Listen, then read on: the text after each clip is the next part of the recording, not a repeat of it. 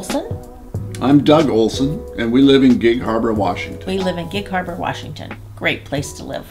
Moving here was a bit of a challenge, but it brought our family together. Yeah, it did. Our family, we lived in Lake Forest Park and 4 kids, and when I got transferred, we had a family meeting. As a matter of fact, our son went to school the next day to say goodbye to all his friends. They were like, yes, we want to move. And so moving down here actually was a really good thing to do, because kids get caught up in their own activities and their friends and all that, and families can disperse a little bit, but it brought us together as a family, and that was a real positive event in our lives. Yeah. Our house was the party house, and a good party house. Yeah, it was a good party house. I mean, not too many keggers. We just decided that we wanted to have an open door policy for whoever came our way. Sometimes it was strangers. Lots of times it was people who had a need. Like we've had in this house, we've probably had four or five different people live with us for a year or so at different times. We don't live by rules. Our house is open not only as our immediate family, but to our extended family. It's open to our friends, and they know it, and they feel welcome here. And if when you come in my house, if you feel comfortable leaving your shoes on, then that's perfectly fine. If you want to take them off, that's fine too. If you treat our house the way we would treat yours, then everything is just fine. In 1982, when we first moved here, it was very quiet, very peaceful. We had only, I think, one stoplight in the center of town. We've, over the years, watched the community grow, and we still enjoy it. Yeah. It's been gradual change. It's been good change. What happens when you have that is you have to be open to change and new things coming. New generations come, new ideas come. It doesn't mean that you have to change what you believe, but you need to be able to embrace others and love them where they are. As I've learned to listen to others. My grandmother told me a long, long time ago that I was born with 2 ears and 1 mouth. And so that's the sort of a philosophy that has stuck with me all the time. I mean, we have neighbors that we don't necessarily agree with on every point of view, but we still embrace them and they embrace us.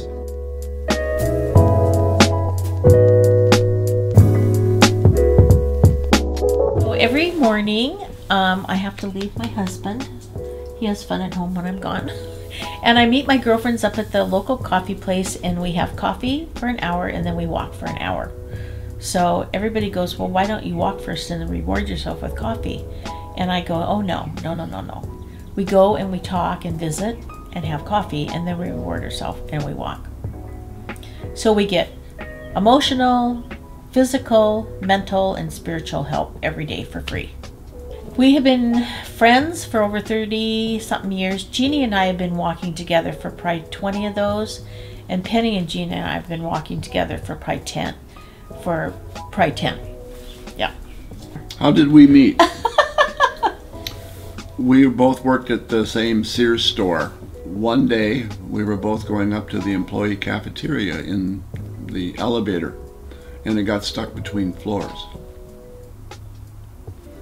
So we visited. I mean, I had seen him in the store, and I'd seen her. Yeah, but I would never date any of the guys in the store because it was like living in Peyton Place or something.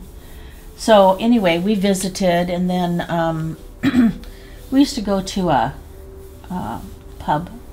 There was a pub that everybody went to, you know, to hang out. So occasionally, when he went there more than I did, but I'd go occasionally. And then finally, one of our friends fixed us up on like they were having a department store party at Christmas. Yeah. So We started dating then. Yeah. I think that there is a link in all relationships, and it goes back to what I might have kind of indicated earlier, is that you need to communicate. And I'll be the first one to tell you that I was a poor communicator. What I said goes, what I say goes, and things were tight.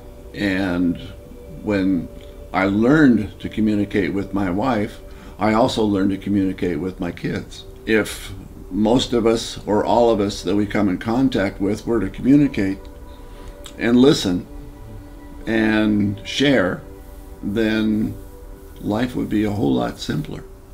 And so, we both came into marriage, I think, very unprepared. And so we had to work really diligently. People don't like to say that because, especially men, have a hard time thinking that they don't have answers or can't fix it. But, we're just human beings, and we all have weaknesses, and we all have places where we have strength. You take yourself with you wherever you go.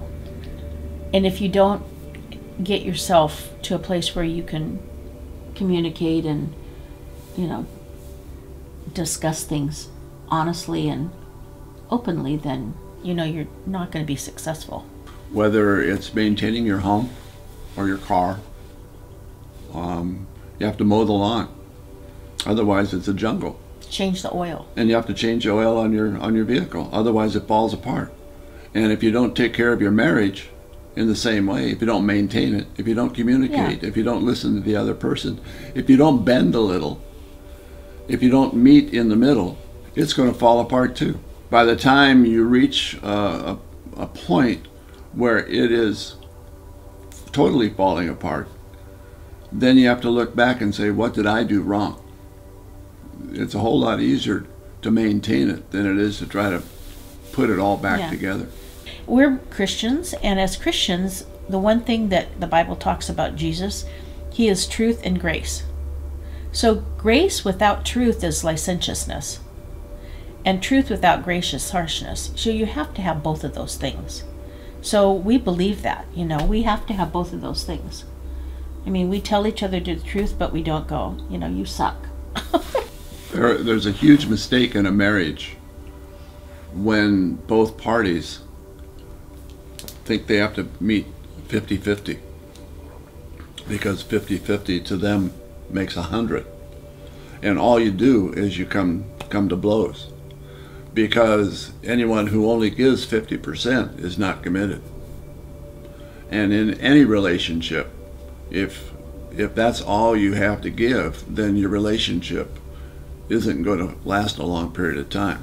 In a marriage, it's 100%. Per person. Per person. That's what makes a whole marriage. We've struggled many a time, but we give a whole lot more than we receive. But when you give,